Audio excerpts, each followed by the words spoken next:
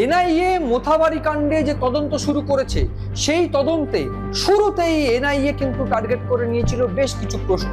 তাদের টার্গেট ছিল কারা এই ঘটনায় জড়িত, কিভাবে ঘটনাটি ঘটানো হয়েছিল। এইবার এনআইএ তদন্তে নেমে একেবারে হক চকিয়ে গেছে, প্রশাসনের কেউ জড়িত নয় তো? প্রশ্ন উঠছে এনআইএ এর অন্দরেই।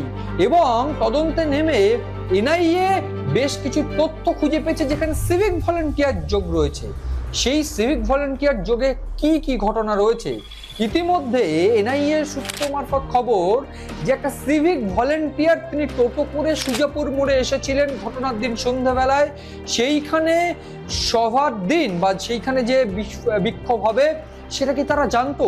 এই প্রশ্নই উঠছে। তার কারণ সেই ধৃত মোফাক্কারুল, যাকে কিনা এই মুহূর্তে গ্রেফতার করা হয়েছে সিআইডির তরফে, সেই ধৃত মোফাক্কারুলকে মাইক বক্তৃতা রাখার জন্য মাইক এনে দেন সেই সিভিক ভলেন্টিয়ার। ইতিমধ্যে সেই সিভিক ভলেন্টিয়ারের সঙ্গে কথা বলেছে এনআইএ আধিকারিকরা এবং সেখানেই থেমে থাকেনি এনআইএ আধিকারিকরা।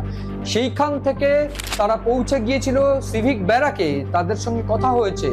সেই ঘটনার দিন পুলিশ অফিসাররা কারা কোথায় ছিলেন, কারা ওই এলাকাতে সিভিক ভলেন্টিয়াররা ছিলেন ডিউটিতে, এবং এই বিক্ষোভ থামানোর জন্য পুলিশের কোন কোন অফিসাররা কি কি অ্যাকশন নিয়েছিলেন, কখন তাদের কাছে খবর গিয়েছিল, সেই সমস্ত তথ্য ইতিমধ্যে এনআইএ আধিকারিকদের হাতে।